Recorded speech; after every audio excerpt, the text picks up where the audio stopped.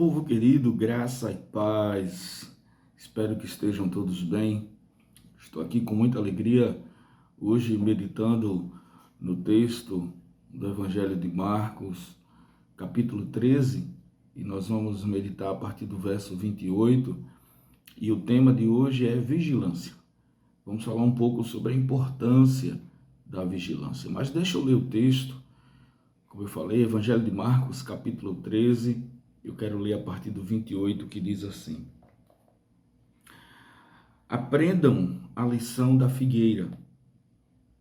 Quando seus ramos se renovam e suas folhas começam a brotar, vocês sabem que o verão está próximo.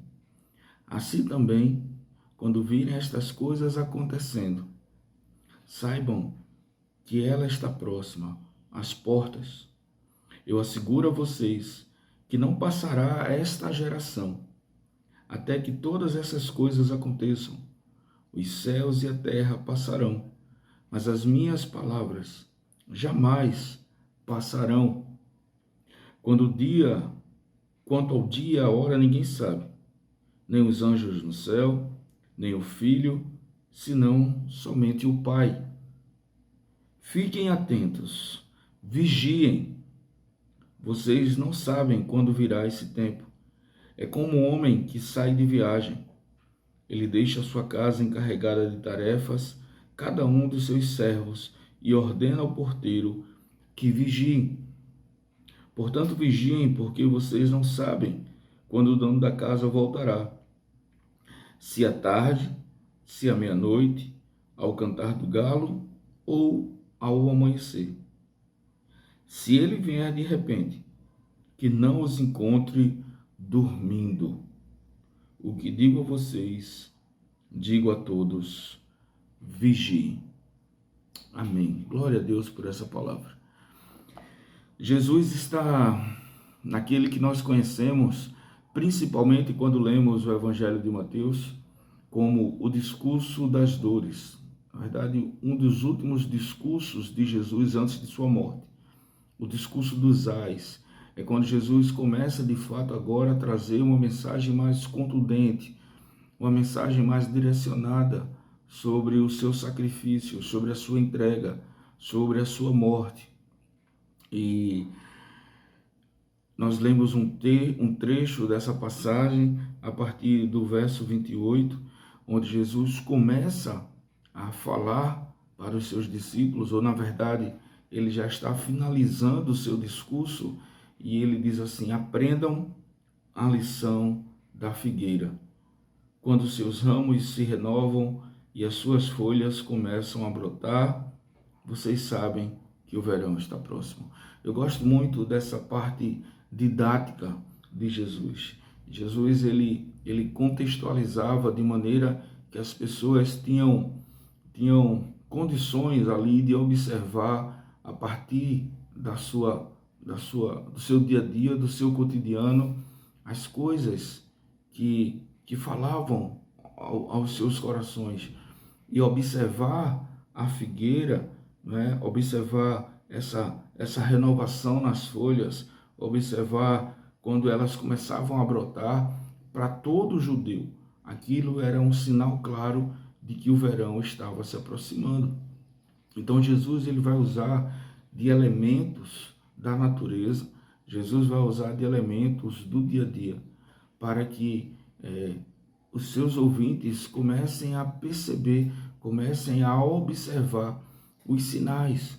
Nós precisamos observar sinais. Nós somos uma geração onde nós não temos mais paciência para observância.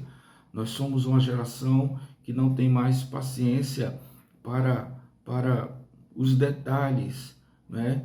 Quanto mais pronto, quanto mais mastigado, melhor a informação.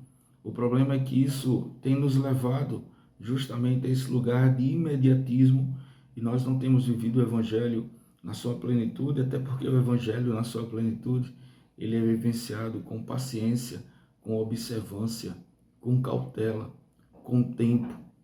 E Jesus, então, ele começa dizendo assim: observem, tenham paciência, não queiram nada pronto, não queiram correria, não se desesperem, comecem a observar os sinais, desenvolvam em vocês essa sensibilidade de observar o que está acontecendo. E aí no verso 29 ele diz, assim também, ou seja, da mesma maneira que vocês estão observando os sinais claros que a natureza vai dando, dessa mesma maneira, quando vocês virem essas coisas acontecerem, que coisas acontecerem? As coisas que ele vai falar a partir do verso 1, porque no verso 1 do capítulo 13, Jesus está saindo do templo com seus discípulos e um deles mostra a Jesus, olha mestre, que pedras enormes. Ele se maravilha com toda a estrutura do templo. E aí Jesus, ao olhar aquela construção, Jesus diz assim, você está vendo essa construção? Você está vendo isso que te encanta? Você está vendo todo esse esplendor físico? Pois eu quero dizer a você que não ficará pedra sobre pedra, pois todas serão derrubadas. E aquilo possivelmente deve ter sido um choque para seus discípulos, afinal de contas, muito tempo foi gasto na reconstrução do templo, muito trabalho investido.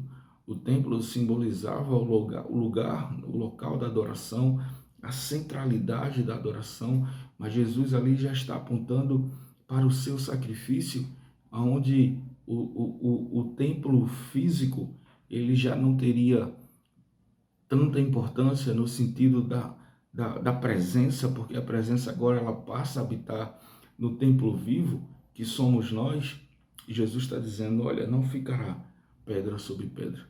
A minha habitação não se dará mais no templo físico. Vocês não precisarão mais convergir para Jerusalém. Na verdade, agora o templo será vocês. Vocês serão a habitação do meu Espírito. E a partir daqui, Jesus começa a trazer sinais. E Jesus senta com eles no Monte das Oliveiras. E aí, Pedro, Tiago e João, seus discípulos mais próximos, perguntam, Jesus, quando isso vai acontecer? E Jesus começa então a dar sinais. Cuidado, para que ninguém vos engane. Cuidado que muitos virão em meu nome e vos enganarão. Cuidado que nações se levantarão contra nações. E vocês vão perceber que isso será o início das dores. E aí a gente volta para o texto que nós lemos e Jesus, então, ele assegura que essa geração, ela não passará sem que antes tudo isso venha acontecer. E daí a importância da vigilância, daí a importância da observância, porque Jesus diz que ninguém sabe, nem os anjos no céu, nem o Filho, somente o Pai. E ele novamente diz assim, fiquem atentos e vigiem. E quando Jesus propõe essa atenção, quando Jesus propõe que a gente fique atento, parece que Jesus está propondo ali algo meio que sinistro. Jesus parece que está propondo algo, olha, preste atenção, né? Parece que gera um pouco de medo, mas raciocina aqui comigo. Quanto mais próximo de Jesus, quanto mais preparado você estiver, menos você estará suscetível às aflições e às surpresas que o mundo vai propor. Por isso que ele diz assim, fiquem atentos, fiquem perto de mim. Quanto mais próximos nós estivermos, menos surpreendidos nós seremos. E aí ele usa um outro exemplo e ele diz assim, o dono da casa, quando vai viajar, será que ele não encarrega a todos os empregados com suas tarefas, porque eles não sabem o dia em que eles virão, que ele vai voltar, se é de madrugada, se é pela manhã, se é à tarde, se é à noite, né? Ao vigilante ele diz assim, vigie. E aí ele finaliza no verso 37. O que digo a vocês, eu digo a todos, vigie. Vigilância, ela é importante, a vigilância, ela requer atenção, mas não ache que nós vamos conseguir desenvolver a vigilância que Jesus nos propõe a partir de nossos esforços, a partir de nos mantermos fisicamente acordados. A vigilância proposta por Jesus é uma vigilância muito maior, é uma vigilância da nossa relação com Ele, é uma vigilância do cuidado diário, é uma vigilância dos devocionais, é uma vigilância da nossa relação no culto público, é nossa vigilância no engajar de um ministério, não por obrigação, não para responder a algo, mas a partir naturalmente dessa relação com Jesus. É você propor dentro de sua casa os cultos, é você trazer a leitura, é você que é pai e mãe, ensinar os seus filhos, desenvolver neles a paixão pelo Evangelho.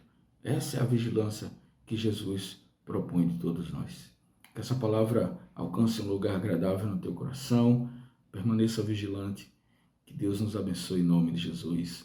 Amém e amém.